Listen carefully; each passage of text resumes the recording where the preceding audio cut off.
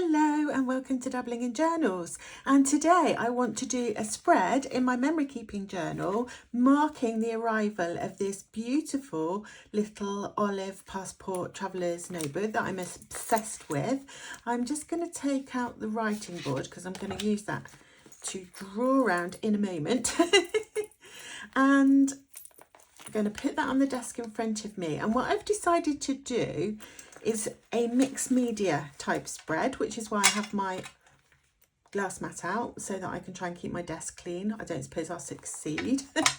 So I think what I'm going to do is take my journal out of the cover, just in case we have a water spillage or something. And the products that I'm planning to use, well, I have obviously some ephemera. This is the information sheet that came in the notebook and I want to save that.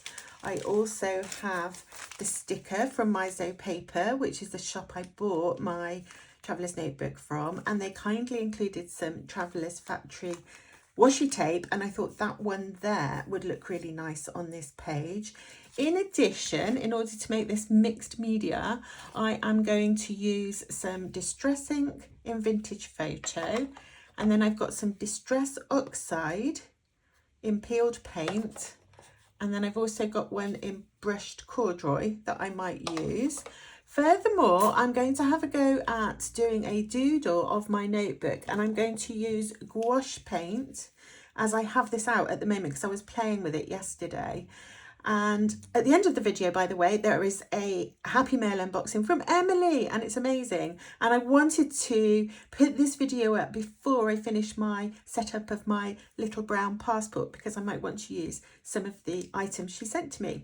Okay, so gouache paint, this is like watercolour paint but much more opaque, so you don't need as much water. So I'm interested to see how it works on this really thin paper. It may crack, but I thought that would be interesting to see. And I also have a stencil that I'm going to use, and I might add coloured pencils. So let's get started and see how we get on. Now I've just clipped those, but the first thing I want to do, as always, is distress my pages. So that's what I'm going to be using the Distress ink in Vintage Photo for. So I'm just going to dab around the pages like so. I think all the products I'm using today are water-based, so it'd be interesting to see how they react together. So that's my page distressed, and I'm going to take that sponge off because I want to use other colours shortly. And the next thing that I want to do is just do the sketch and first layer of paint for my painting of my little passport. And I thought I'd do it like real life size. Thought that'd be fun. And it will really test the paint on this paper. So I didn't think to get out a pencil. So here I've got a pencil and I'm just going to roughly sketch the size of the notebook. And it doesn't have to be perfect, does it? And now I can clip my pages again. Now I have the little notebook standing on my desk, so the angle that I'll be seeing at, I can see the top of the inserts as well as the actual notebook. So I haven't left enough room for the pen. I'll have to move these lines. Doesn't matter. So if I come in a bit, because I want to add my pen loop. Look, I can't even draw a straight line when there's a grid underneath. What am I like? I get nervous when I'm like trying to do drawings on camera. Don't know why.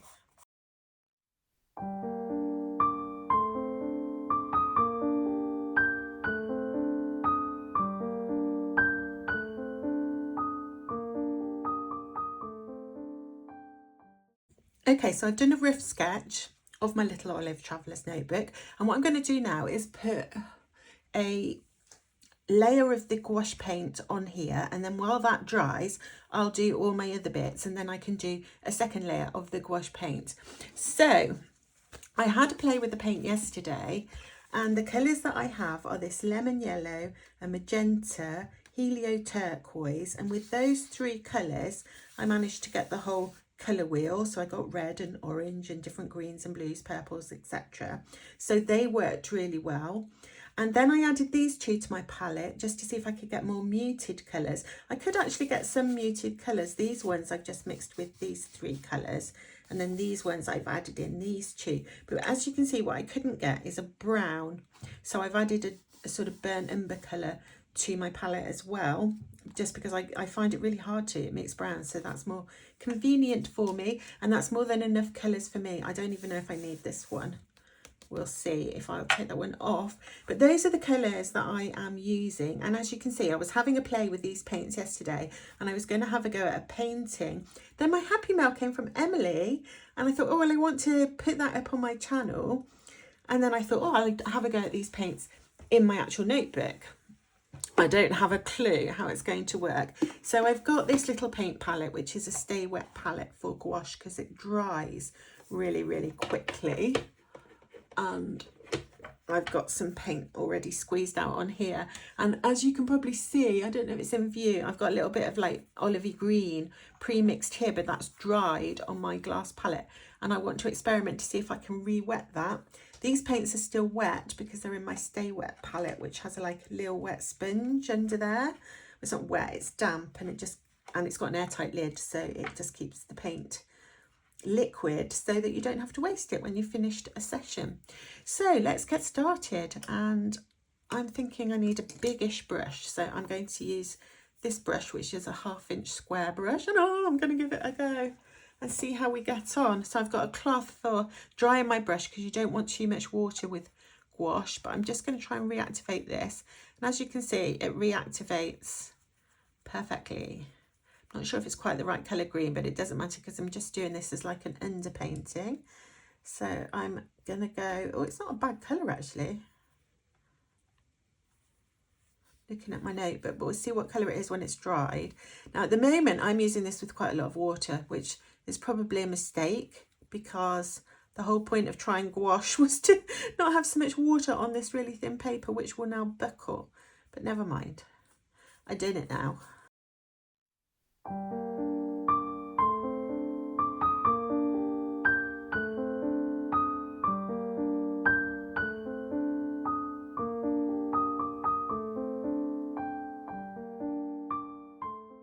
So my first layer of paint is done. I think I'm going to give that a break and let it dry before I do my next layer. And I wonder if it's gone through. Let's just check that because that's always interesting to know. No, it's not gone through at all. So that's cool. So I'm just move my palette out of the way. And now I'm going to do something with my stencil over on this side. And I've just got this little flower stencil that was in my stash. Just need a little bit of washi tape to hold it down. And I'm thinking that this green colour, peeled paint it's called, might look nice with this. So I'm just going to get the sponge. I always Velcro little sponges onto the back of my ink pads so that I've got the right colour sponge. You can just get sticky Velcro. I wonder if it's going to work. I think it's going to be quite delicate. Ooh. Don't rip paper. Please don't rip. Yay. Well, that's pretty, isn't it? Oh, I'm quite chuffed with that. I'm going to do the same at the top. Let's take that one off and see how that one looks. Ooh. I don't know why I'm going like, ooh, so exciting, the stencil wet. Right, that's going to need a wash. Okay, so I have my pretty border. My streaky mess of an underpainting. I'm hoping that the next layer won't look such a streaky mess, but it probably will. I'm going to add my ephemera. So I think I'm just going to glue that on. Although I don't know if my glue stick's going to be working because I left it with the lid off yesterday. So it might be like dried up. Yeah, I wonder if I can just cut the top off. What with? Let's try scissors. Let's see what happens. Oh, that was easy.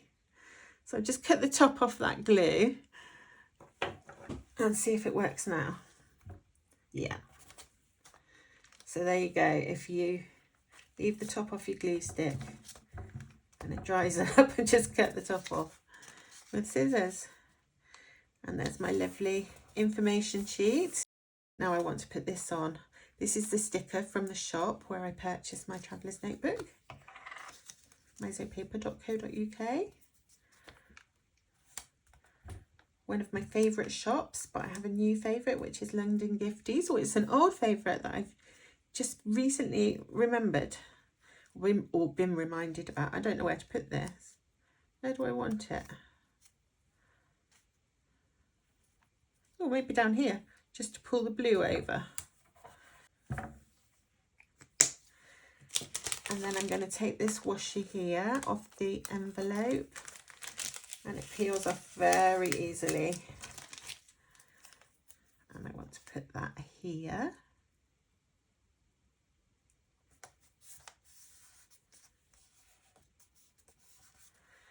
Okay, and now I'm going to go back to my painting. I've got my paint back out, and now I've got to remember how I mixed up green. So I imagine it was the yellow ochre, probably with that dark blue actually.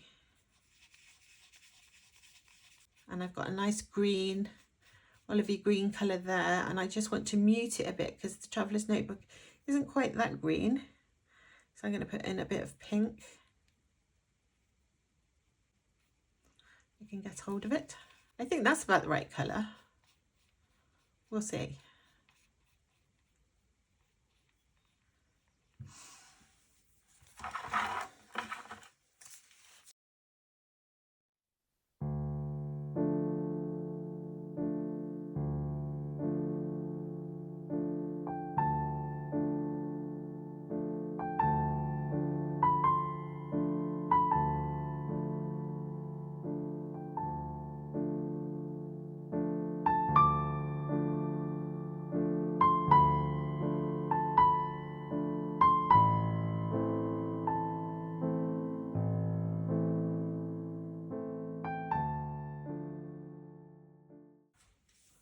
And now I'm going to just switch to coloured pencils to add a few details, see if that works.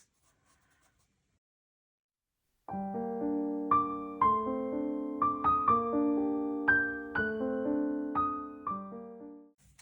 caused a bit of a problem for myself here because it wasn't dry and I put the coloured pencil on.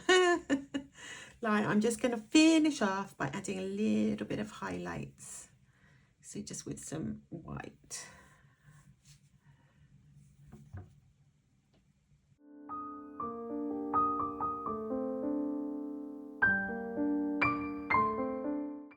And clearly I need lots and lots of practice to learn how to use it, but it was really good fun.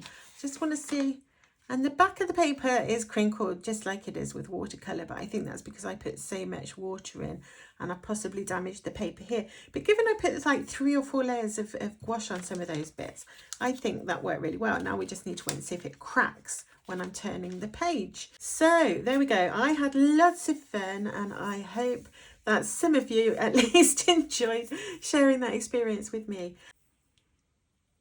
I'm in the middle of doing some painting, but I've had a happy mail arrive and I can't wait. I can't even wait long enough to put all my paints away. So let's see what it is. I don't know what it is and I don't know who it's from. Ooh.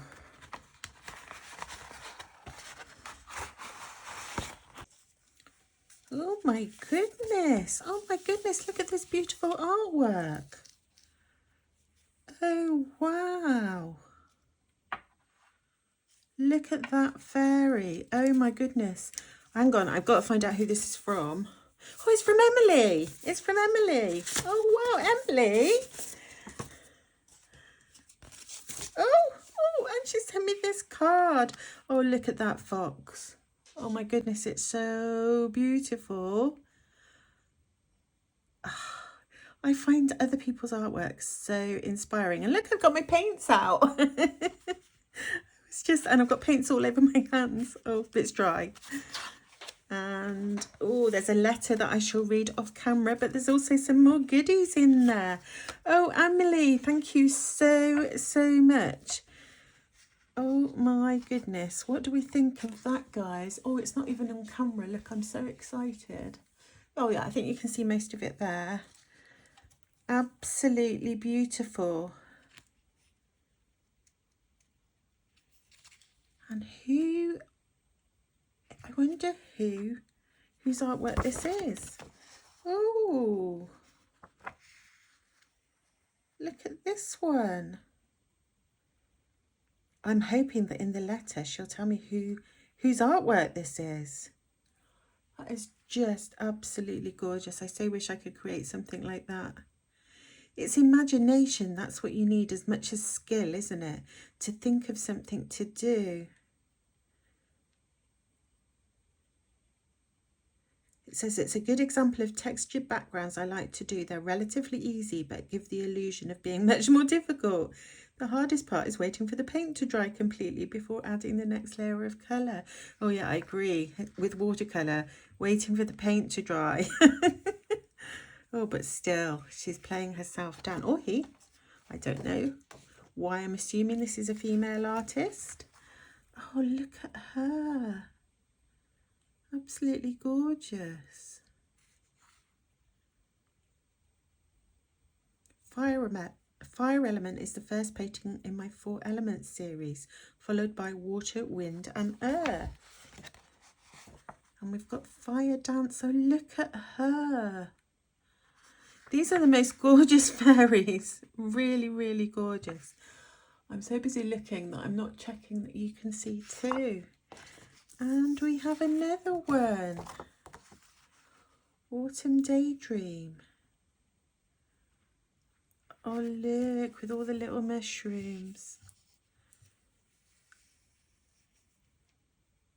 She's so beautiful.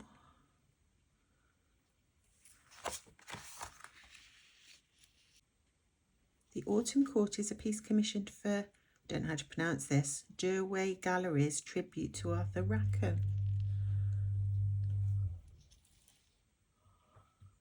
Emily, I love these so much. There's so much detail. I'll be looking at them for ages. I'm going to try and zoom in to show you guys some of the detail in this amazing painting. So we've got obviously the main element, and then behind her there's a dragon and all the stones, and then there's all kinds of little creatures peeking out. There's another one there and there. In fact, if we zoom in, you can see all kinds of little fairies and butterflies and other creatures. And down the bottom there's tiny little mushrooms, toadstools, grass texture. A really beautiful, intricate, detailed painting. Absolutely gorgeous. Wow.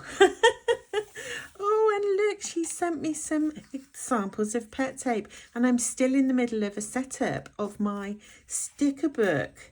So perfect timing, Emily. Oh, look, the letters. Wax seals. Oh my goodness.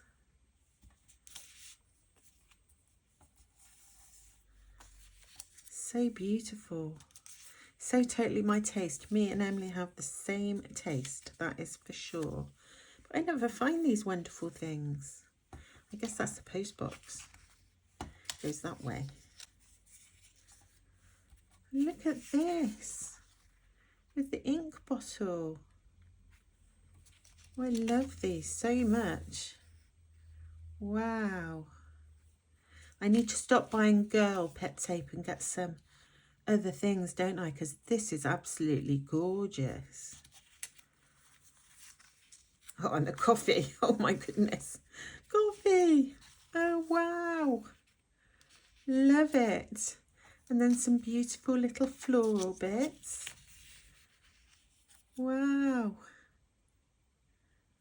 I'm a bit blown away. This always happens when people send me things. I get a bit emotional. Oh, and there's a washi tape. And this is from Note and Wish. Oh, wow. Shall we open it and have a look at it?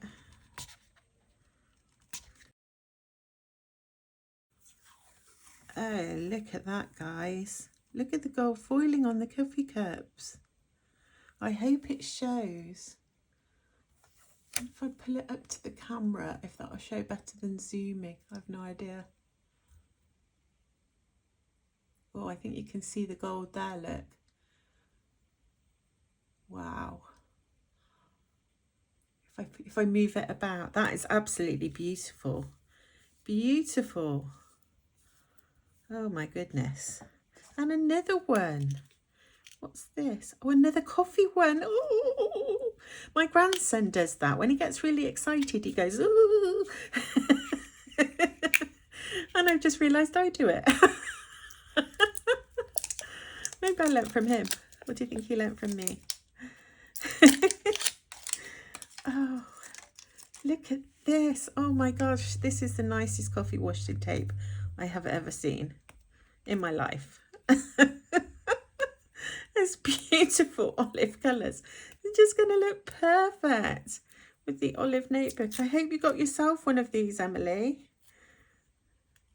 Oh, I can't. I'm so excited. I'm ripping it. There we go. Oh, wow. Look at that. I love it. All those olive green hearts in between the coffee cups. Absolutely gorgeous watercolour effect. Probably as a watercolour design. Oh, that's lovely.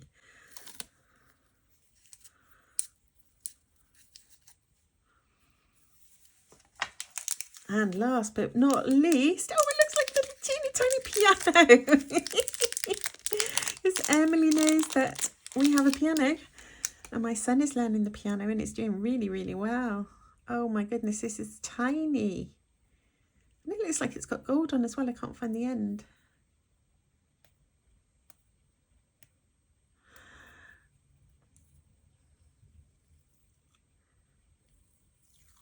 Oh, I don't think that's going to show up on that mat, is it? What can I do? Hang on. There's an envelope. There we go. Oh, I see. So we've got the piano keys. I'm going to have to pull this right up to the camera again. And will it focus? Focus is about there. It's so tiny. I don't know if you're going to see, but in between the piano keys, there's little gold foiling musical notes. There's some treble clefs and some crotchets and quavers. Absolutely gorgeous. Emily, thank you so much. I don't know how to tell you how much I appreciate this happy mail. Came out of the blue on a day I was feeling really down in the dumps, and you've sent me such beautiful things. I'm really, really, really grateful. And I am going to switch the camera off now so that I can read Emily's letter, but I wanted to share it with you. And I thank you for watching, and I will see you again very soon. Bye.